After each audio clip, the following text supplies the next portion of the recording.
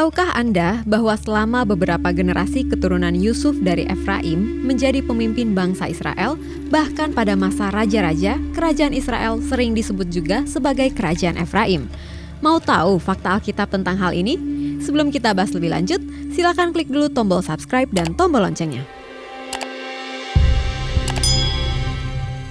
Arti nama Efraim. Efraim adalah anak Yusuf dari pernikahannya dengan Asnat, anak Potifera, imam di On. Nama Efraim dalam bahasa Ibrani adalah Efraim, yang berarti menjadi berbuah, seperti yang diucapkan Yusuf tentangnya dalam Kejadian 41 ayat 52, dan kepada anaknya yang kedua diberinya nama Efraim sebab katanya, Allah membuat aku mendapat anak dalam negeri kesengsaraanku. Jadi Yusuf menamai anaknya Efraim sebagai ungkapan syukurnya karena dikaruniai anak di Mesir, tempat ia dibuang oleh saudara-saudaranya. Efraim dan Manasye lahir di Mesir sebelum anak-anak Yakub datang untuk membeli gandum. Diadopsi oleh Yakub dan mendapatkan berkat anak sulung. Fakta yang menarik dari Efraim adalah dia dan kakaknya diangkat sebagai anak oleh Yakub kakek mereka. Yakub saat itu sakit dan Yusuf mengunjunginya bersama kedua anaknya, Efraim dan Manasye.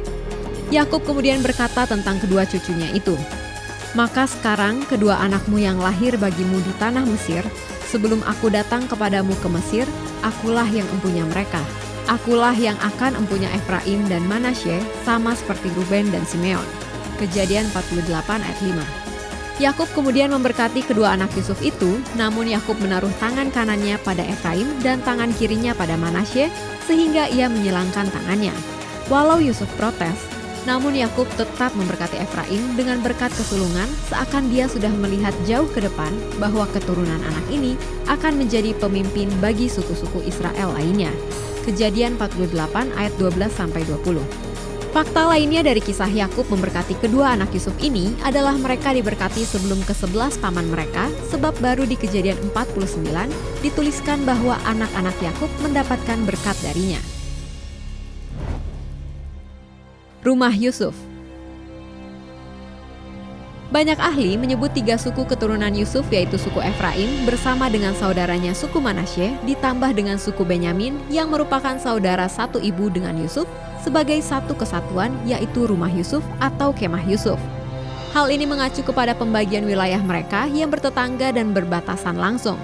Selain itu juga berkaitan dengan berkat Yakub, di mana suku Efraim dan Manasye diberkati secara bersamaan. Pemimpin Israel dari suku Efraim.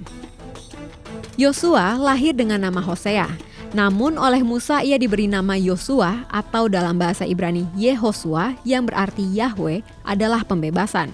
Bilangan 13 ayat 16. Nama Yosua muncul saat Musa memerintahkan setiap suku memilih satu orang untuk mewakili sukunya mengintai tanah perjanjian, dan Hosea bin Nun mewakili suku Efraim. Bilangan 13 ayat 1-15. Setelah itu, Yosua menjadi orang yang dekat dengan Musa dan kemudian meneruskan kepemimpinannya dan membawa bangsa Israel memasuki tanah perjanjian. Yosua mati di usia 110 tahun dan dikuburkan di Timnat Serah, sebuah perbukitan milik orang Efraim. Pada 930 sebelum Masehi, suku Efraim memimpin 10 suku utara dalam pemberontakan yang berhasil melepaskan diri dari Israel Selatan atau Yehuda dan mendirikan kerajaan Israel dengan Yerobeam I, seorang Efraim sebagai raja. Raja Israel ke-7, Ahab, yang memerintah sekitar 874 sampai kurang lebih 853 sebelum Masehi, juga seorang Efraim. Ahab dikenal sebagai raja yang jatuh dalam penyembahan berhala karena pengaruh istrinya Izabel. Wilayah Efraim. Wilayah Efraim bertetangga dengan saudaranya suku Manasye, suku Benyamin, serta suku Dan. Beberapa wilayah yang akrab di telinga kita meliputi Yeriko, Sungai Yordan, dan Sungai Kana. Yosua 16 ayat 5-8. Akhir suku Efraim. Sebagai bagian dari kerajaan Israel Utara yang ditaklukkan oleh bangsa Asyur, Efraim ditundukkan dan dibawa ke pembuangan. Setelah masa pembuangan itu, tidak ada lagi catatan tentang mereka, sehingga mereka termasuk dalam 10 suku Israel yang hilang. Hingga saat ini, banyak suku bangsa yang mengklaim sebagai keturunan suku Efraim.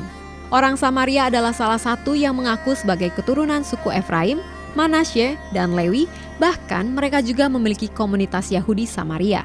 Ada juga kelompok Yahudi Persia atau Yahudi Iran yang mengaku sebagai keturunan Efraim. Mereka bermukim di Israel dan juga di Amerika. Bahkan di India ada komunitas Yahudi Telugu yang menyebut diri mereka Bene Efraim, mengikuti apa yang dilakukan oleh suku Mizo yang diakui oleh Israel sebagai keturunan suku Manasye. Demikian seri fakta Alkitab perjalanan bangsa Israel, yaitu suku Efraim. Kalau Anda suka dengan video ini, silakan di-like, share, dan berikan komentarnya. Pastikan juga kamu sudah subscribe dan mengaktifkan tombol lonceng untuk notifikasi video-video terbaru dari Jawaban. Bagi Anda yang ingin memberkati orang lain, Anda bisa mewujudkannya dengan cara mendukung Jawaban untuk terus bisa memberitakan kabar baik di Indonesia dengan berdonasi melalui link ini atau hubungi kami melalui WhatsApp di 0878 7490 5248. Terus saksikan Fakta Alkitab. God bless you!